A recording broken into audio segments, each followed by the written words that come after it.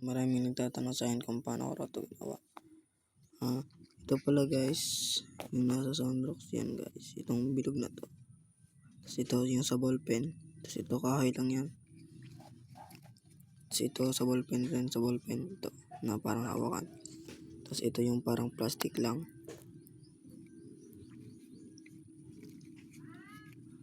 Tapos ito, napulot ko din to. Itong parang bakal na to.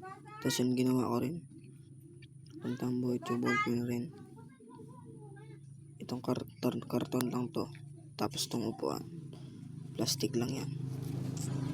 Tapos ito yung shock. Itong shock. Wire lang yan. Tapos pinaikot ko lang. Tapos ito rin. Ito ganyan yung parang makina niya.